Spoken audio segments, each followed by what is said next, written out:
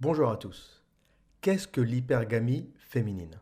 L'hypergamie féminine est un phénomène instinctif qui fait que la femme ne peut être attirée que par un homme de la caste supérieure ou du milieu socio-professionnel supérieur. C'est aussi le phénomène par lequel une femme va quitter son copain ou va divorcer son mari pour partir avec un homme qui sera sa meilleure option.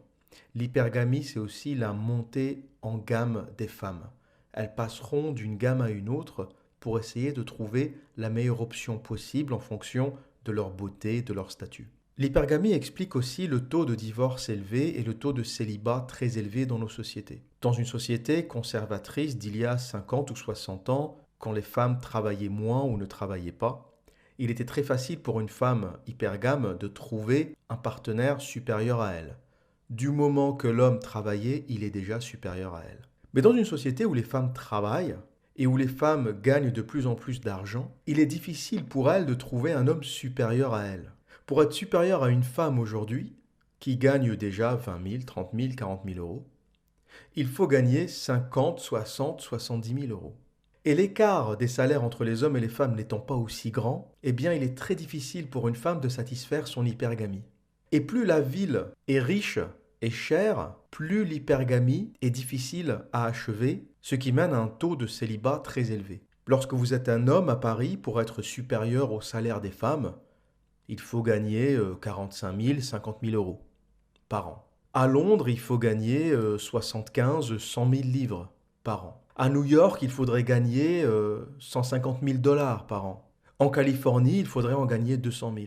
Et plus la ville est chère, plus il est difficile d'être au sommet de la pyramide, d'être supérieur financièrement aux femmes et donc de les attirer. Et donc cette hypergamie qui est une nature chez la femme devient aussi un problème parce qu'elles ont du mal à l'assouvir. Aujourd'hui, pour attirer une femme ou pour assouvir son hypergamie, il faut être banquier, joueur de foot, chanteur de rock. Et l'homme du quotidien a du mal à satisfaire l'hypergamie des femmes. Mais l'hypergamie qui est aujourd'hui un problème ne l'a pas toujours été. L'hypergamie est à la base un processus que la nature, que l'évolution a mis en place pour que vous et moi soyons ici aujourd'hui. L'hypergamie, c'est le processus par lequel nos ancêtres, et j'entends vos ancêtres femmes, ont été capables de choisir leur meilleure option, ont été capables de choisir les hommes les plus forts, les plus puissants, les chasseurs, qui ont été capables de les nourrir et de les protéger. Parce qu'il faut savoir que si aujourd'hui on vit dans des villes aseptisées, protégées, policées, cela n'a pas toujours été le cas. Et que la vie de nos ancêtres était plutôt du genre une tribu de 150 personnes qui se fait massacrer par une autre tribu, qui brûle les maisons, tue les hommes et viole les femmes. Donc pour la femme, la capacité de trouver un homme fort voulait simplement dire la capacité de se reproduire et la capacité de passer ses gènes. Un homme faible était synonyme de mort. Aujourd'hui, un homme faible, bon, c'est synonyme d'un homme qui ne gagne pas très bien sa vie, c'est synonyme d'un homme qui n'est pas très viril, mais ce n'est pas synonyme de mort. Mais il y a 200, 300 000 ans, un homme incapable de chasser, un homme incapable de se battre, un homme incapable de protéger sa famille, c'était synonyme de mort. Donc les femmes ne s'associaient pas avec ces hommes-là. Et même si nos sociétés ont évolué, comme je l'ai dit, nous vivons dans des villes protégées, policées, aseptisées. Nos gènes n'ont pas évolué, ou du moins n'ont pas évolué suffisamment vite. Donc le subconscient féminin, le génome féminin, est le même que ce qu'il était il y a 50 000 ans. Donc son attirance vers le chasseur est toujours là. Et elle se traduit aujourd'hui par l'attirance vers l'homme riche, l'homme protecteur. Et une femme ne pourra vous respecter que si vous êtes supérieur à elle. C'est un peu l'ambiguïté du féminisme. Les féministes demandent l'égalité, mais la femme ne peut trouver un homme attirant que s'il est supérieur à elle. D'où la névrose collective que nous vivons, c'est-à-dire que les femmes, de façon consciente, demandent l'égalité, mais de façon inconsciente, ne sont attirées que par l'inégalité. De façon inconsciente, elles ne veulent que l'homme supérieur à elles, que l'homme dominant.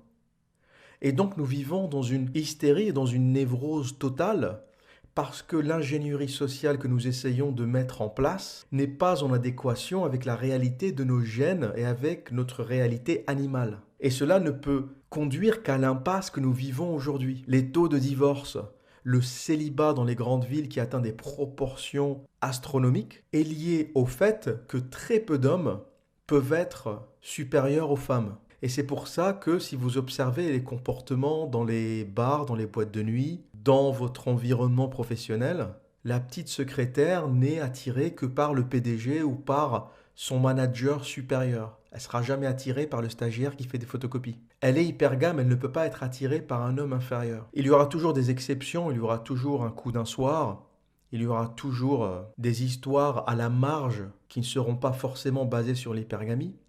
Mais le schéma général, l'homme qu'une femme voit comme son mari, comme le père de ses enfants, ne peut pas être l'homme qui fait des photocopies, ne peut pas être le stagiaire de la photocopieuse. Ça ne peut être que l'homme supérieur, ça ne peut être que le provider ou le pourvoyeur, qui se traduit dans son subconscient, l'homme qui est capable de fournir nourriture, logement, protection.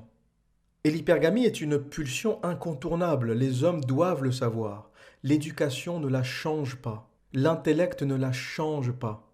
Et c'est pour ça que tous les jeunes couples, l'artiste qui joue de la guitare, qui sort avec une magnifique gonzesse, finit toujours par se plaquer lorsqu'elle atteint ses 27 ans. Parce que à 27 ans, c'est le moment où elle est consciente que sa fertilité est en train de baisser, qu'à 27 ans, c'est l'âge où elle doit rencontrer quelqu'un qu'elle fréquentera pendant 3 ans et qui lui fera un enfant à 30 ans, qui est pour elle la deadline, la date limite pour avoir des enfants, entre guillemets, en bonne santé. Donc tous les petits couples qui sont basés sur l'affection, sur l'attirance, sur le physique, se prennent une claque d'hypergamie lorsque les femmes atteignent cet âge critique des 27 ans, parce que la femme passe en mode pourvoyeur. Le guitariste, c'était gentil jusqu'à présent, mais maintenant il faut un homme qui soit capable de me faire un enfant, de me protéger, de payer un loyer, d'acheter une maison et d'élever mon enfant. Et ça, l'artiste et le guitariste ne vont pas le faire aussi bien que le banquier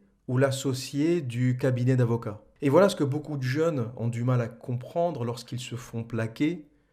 Ils font tous des dépressions, ils partent en chialerie interminable. C'est juste la réalité de l'hypergamie.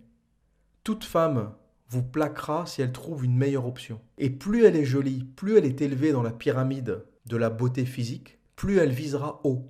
Parce que son champ hypergame s'ouvre. Lorsque c'est une petite femme moyenne en surpoids, elle aura accès à un certain nombre d'hommes et elle pourra être hypergame que dans la mesure des hommes qu'elle peut atteindre.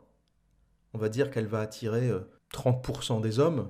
Mais la magnifique brune ou blonde d'1,70 m qui va à la gym tous les jours, qui est dans ses 25, 26, 27 ans, elle va attirer entre 99 et 100% des hommes. Donc son choix, il est pratiquement illimité. Et donc elle va passer de branche en branche, elle va passer d'homme en homme, elle va tous les tester pour voir ce qu'ils ont dans le ventre, pour finalement s'arrêter à la branche la plus solide lorsqu'elle aura compris que cette branche-là peut lui donner enfants, nourriture, logement, protection. Donc l'hypergamie, d'une façon évolutionnariste, est une bonne chose à la base parce que c'est la raison pour laquelle vous et moi sommes ici. Ça a été à l'origine la capacité des femmes de choisir des hommes forts pour pouvoir faire perdurer l'espèce. Sauf que nous vivions à l'époque dans de petites tribus de 150 à 200 personnes. Et que l'hypergamie était aussi très limitée parce que dans une tribu de 150 personnes, on va dire s'il y a 50% d'hommes et 50% de femmes, il y a 75 hommes. Parmi ces 75 hommes, si on enlève les trop vieux, les trop jeunes, ceux qui sont partis à l'armée, ceux qui sont mariés, il va rester peut-être une vingtaine de mâles disponibles. Dans ces 20 mâles, on va supprimer ceux qui sont d'un statut trop inférieur au sien ou à celle de sa famille, on va enlever ceux qui sont trop supérieurs à son statut ou à sa caste, et les hommes auxquels elle peut vraiment prétendre vont se limiter peut-être à une dizaine de personnes, sur une tribu de 150 personnes au départ. Donc l'hypergamie, elle est assez simple. Au départ, elle a 10 personnes où piocher, et ça va se faire assez vite. C'est très facile de choisir entre 10 hommes lorsqu'on est une jeune femme. Sauf qu'avec Internet, avec Tinder, une femme a accès à un nombre illimité d'hommes. Une amie me disait la dernière fois que sur Tinder, en 6 mois, elle a réussi à avoir 20 000 matchs.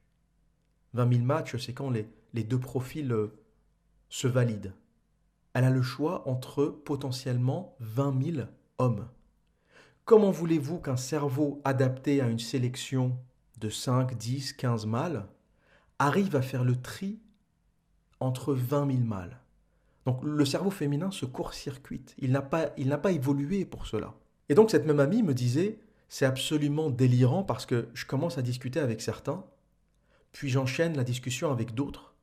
Et elle me dit, j'ai tellement de messages que certains que j'ai trouvés intéressants passent à la trappe parce que je perds le fil des conversations. Elle ne peut pas avoir une vingtaine de conversations en parallèle et avoir un cheptel de 20 000 hommes parmi lesquels choisir. Et elle se retrouve finalement ou à avoir des plans cul et exclusivement des plans cul, ou à être célibataire. Elle alterne entre célibat et plan cul. Et elle n'arrive pas à trouver de relations stables. Et elle en est consciente. Elle est consciente du fait que son cerveau est complètement court-circuité parce qu'il a le choix potentiel entre 20 000 personnes et qu'il n'arrive pas à faire sa décision. Elle est consciente que son cerveau est court-circuité parce qu'il a le choix entre 20 000 options et qu'il n'arrive pas à prendre une décision. Et les femmes deviennent difficiles parce que le cerveau ne fait pas la distinction entre la réalité et le virtuel. Elle a peut-être zéro option dans la vie réelle. Peut-être qu'aucun de ses collègues de travail ne la regarde, ou du moins aucun ne la regarde sexuellement.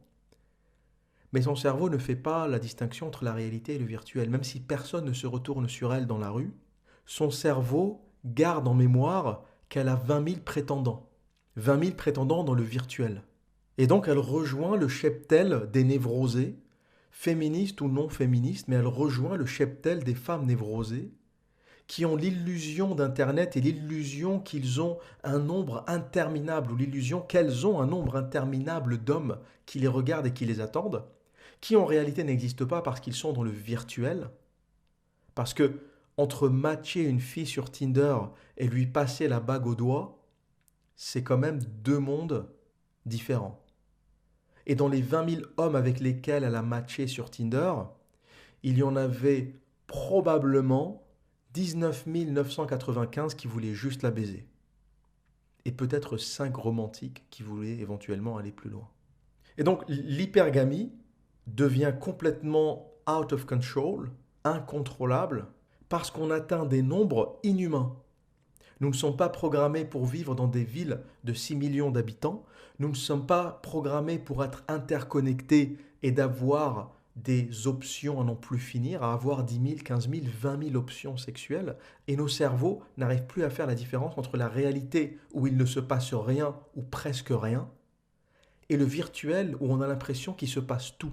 Et on arrive à des sociétés qui sont très occupées sur les écrans, qui sont très occupées sur Internet, mais qui ont des vies d'un vide sidéral.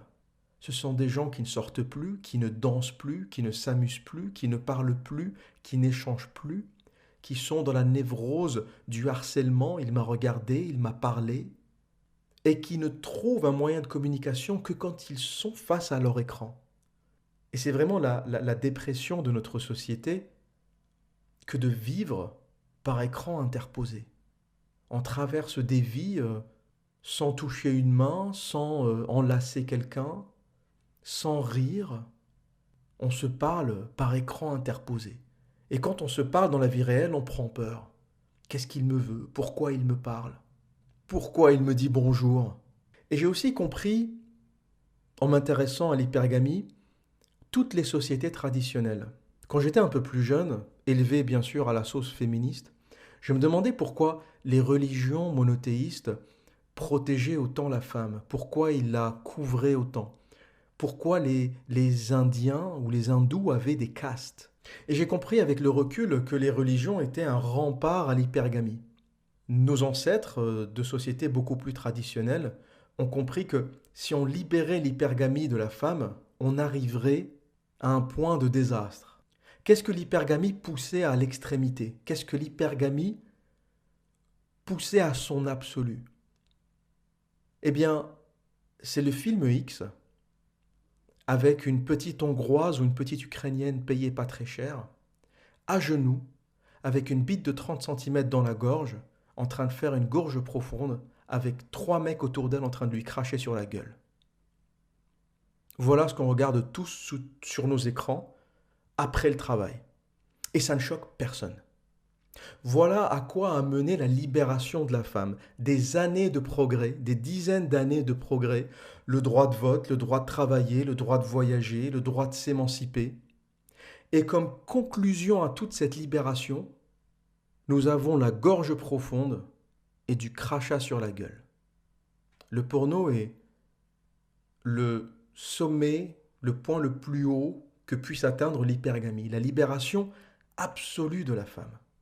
Et c'est de ça que les sociétés conservatrices ont essayé de nous protéger, et c'est de ça qu'elles voulaient nous prévenir. Toutes les religions monothéistes, que ce soit judaïsme, christianisme, islam, je ne suis pas croyant, je suis un athée convaincu, mais je respecte toutes les religions. Mais je considère un peu les religions comme les versions différentes d'un même logiciel. Le judaïsme serait Windows 98, le christianisme serait Windows XP, et l'islam serait Windows 10, voilà, la version la plus récente. Et malgré les différences de version, le logiciel reste le même, ça reste Windows. Et donc, tout en se tirant dans les pattes depuis des milliers d'années, ces trois religions ont la même conception de la vie et du monde. C'est la même mythologie avec le même Dieu qu'on appellera Yahvé ou Allah. C'est la même notion du bien et du mal, c'est les mêmes anges, c'est les mêmes prophètes. On est dans la même histoire, mine de rien. Et ces trois religions ont protégé et couvert la femme systématiquement. Les juifs aujourd'hui et les femmes juives croyantes mettent des perruques pour se couvrir les cheveux. Les chrétiennes dans les monastères se couvrent toujours. Et les femmes mettaient encore des foulards il y a 60 ou 70 ans. Et les musulmanes convaincus se couvrent les cheveux, voire le corps tout entier. Et cela était, dans les sociétés traditionnelles, un rempart à l'hypergamie pour empêcher les femmes qui sont naturellement poussées à la séduction, c'est un instinct naturel, poussées à la séduction et à la recherche de leur meilleure option. Le fait de les couvrir était un rempart à leur hypergamie. Je ne dis pas que c'est la solution, nous sommes dans les deux cas dans un extrême, que ce soit couvrir une femme intégralement ou l'envoyer faire des films porno, on est dans deux extrêmes. D'un côté de la chaîne, on a le conservatisme obscurantiste qui voudrait couvrir la femme de la tête aux pieds, visage, ongles, orteils, rien qui dépasse. Et d'un autre côté, on envoie des jeunes filles se prendre des gorges profondes avec des tartes dans la gueule et des mecs qui leur crachent à la gueule. Dans les deux cas, on est dans l'extrême. Mais j'ai compris que ces sociétés traditionnelles, par cet interdit du corps de la femme, cherchaient à limiter cette hypergamie qui finira par détruire nos sociétés. C'est en train de se passer. Pareil chez les hindous qui, par la caste, empêchent la femme de monter en gamme. Les hindous pauvres arrivent quand même à se marier dans leur caste parce qu'il est interdit à une femme de la caste inférieure à aller épouser un homme de la caste supérieure. Donc ça permet aux pauvres de se marier. Il n'y a pas de verticalité, on va dire que c'est une société injuste, mais sans les castes, avec la pauvreté qu'il y a dans ce pays, toutes les femmes pauvres, si elles sont un peu jolies, vont fuir la caste inférieure pour aller chercher des hommes dans la caste supérieure. Elles sont hypergames, elles vont le faire, elles n'ont pas le choix, c'est une nature chez elles. Et la caste permet au sein de la société hindoue de plus d'1 milliard d'habitants de préserver une espèce d'équilibre où les hommes pauvres arrivent encore à se marier. Chose qui n'existe pas en Europe parce qu'on n'a pas de caste, ou du moins on n'a pas de caste établie, on a des classes socio-professionnelles. Les femmes de la classe inférieure ou du milieu socio-professionnel inférieur vont taper systématiquement dans la caste supérieure. Donc les hommes riches n'auront pas de problème, ils auront toujours une abondance de femmes parce qu'ils auront les femmes de leur classe ou de leur milieu socio-professionnel, plus les femmes de toutes les autres castes ou milieux socio-professionnels inférieurs. Donc les 20% du sommet de la pyramide ont accès aux 80% de la base de la pyramide. Et donc ça donne une quantité d'hommes incroyable en misère sexuelle parce que leur classe a été désertée par les femmes. Aucune femme ne veut se donner à quelqu'un qui balaye dans la rue, ou un vendeur chez McDonald's, ou un serveur Starbucks. Aucune femme ne rêve de ça. sans dénigrer ces métiers-là. Ils doivent exister et on est tous heureux d'avoir quelqu'un qui nous sert au Starbucks, même si je trouve que c'est le café le plus dégueulasse qui puisse exister. Ces gens-là sont utiles à la société parce qu'ils procurent un service, mais aucune femme ne veut de ces hommes. C'est la triste réalité. Parce qu'elles vont toutes chercher dans la classe supérieure. Parce qu'elles recherchent le pourvoyeur, l'homme qui peut les protéger, l'homme qui peut les nourrir, l'homme qui peut les protéger, elles et leur descendance. Et il est important que tout mâle soit conscient de cette hypergamie. Toute femme vous quittera pour une meilleure option. Ça arrivera, quoi qu'il arrive, à moins que vous soyez sa meilleure option et qu'elle ne puisse pas taper au-dessus. Les femmes sont hypergames. La seule chose qui peut éventuellement contrôler l'hypergamie, c'est de vivre dans un milieu traditionnel. Car le poids de la famille, le poids des voisins, le poids de la religion fera qu'une femme sera plus sous contrôle et évitera, à cause de la honte, à cause des risques que représente cette hypergamie, elle se contrôlera. Si on prend un exemple, dans un petit village il y a 200, 300 ans, une femme qui trompe son mari, si ça se sait, elle sera la honte du village, la honte de sa famille, la honte des voisins, et elle risque de se faire jeter du village. Donc le risque de se faire jeter du village fera qu'elle fera attention à ses fréquentations. Le poids de la famille, de la religion, de la communauté, ou le risque de se faire éjecter par la communauté faisait que les femmes gardaient leur hypergamie sous contrôle. Le risque était trop grand. Mais dans une ville de 6 millions d'habitants, où tout le monde est anonyme, comment voulez-vous que la communauté vous punisse? C'est impossible. Donc c'est pour ça qu'on va trouver des filles sages qui viennent de petits villages, débarquer dans la grande ville et se transformer en pute suceuse de bite qui baisera la moitié de son entreprise. C'est des choses que j'ai connues. On a eu des petites stagiaires ou de jeunes diplômés qui débarquaient de leur petite ville, arrivaient à Paris et couchaient avec la moitié de l'agence. Parce qu'elles découvraient les soirées, elles découvraient l'alcool illimité, il n'y avait pas le contrôle des parents, il n'y avait plus le contrôle du village, de la communauté. Elles étaient complètement libres dans une grande ville de 6 millions d'habitants et donc elles laissaient libre cours à leur hypergamie. Et c'est un phénomène qu'on retrouve beaucoup chez les petites gentilles filles de village qui débarquent dans la grande ville. Cela permet aussi de comprendre un phénomène que peu de gens comprenaient pendant la Deuxième Guerre mondiale, qui est que pourquoi les jeunes françaises baisaient avec les soldats allemands. C'était l'occupation, les mecs envahissaient notre pays, leurs hommes étaient partis à la guerre, leurs copains, leurs maris, leurs frères, et pendant que leurs hommes étaient à la guerre, elles baisaient avec l'envahisseur. Pour les punir, on leur a uniquement rasé le crâne.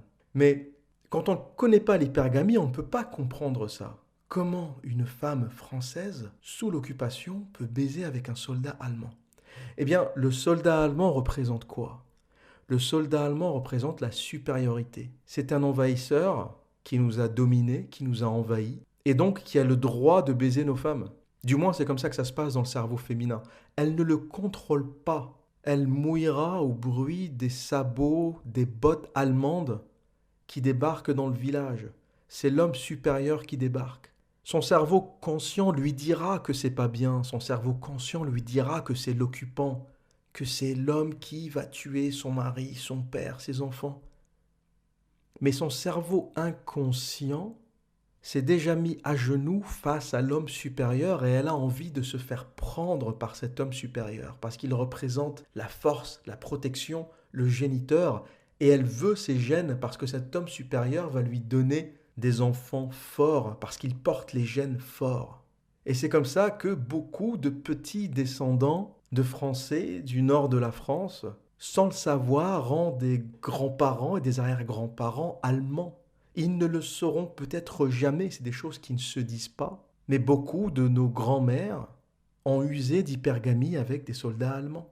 Est-ce qu'il faut leur en vouloir ? J'en sais rien, l'histoire n'est pas rétroactive, c'est passé, c'est du passé, mais ce que j'essaye d'expliquer, c'est la leçon qu'il faut en tirer. L'hypergamie est incontrôlable. La seule façon de contrôler l'hypergamie, c'est de se remettre à vivre en petite communauté où intervient la honte, le respect, la peur de se faire jeter par la communauté Et ce n'est que dans ces environnements-là qu'une femme peut contrôler son hypergamie parce que le risque de se faire jeter par la communauté est plus grand que les intérêts que vont lui apporter l'hypergamie. Voilà ce que j'avais à dire pour aujourd'hui, et je vous laisse méditer sur l'histoire du soldat allemand qui doit déjà faire réfléchir pas mal d'entre vous. Et que dire d'autre? Eh bien, comme à mon habitude, prenez soin de vous et à très bientôt.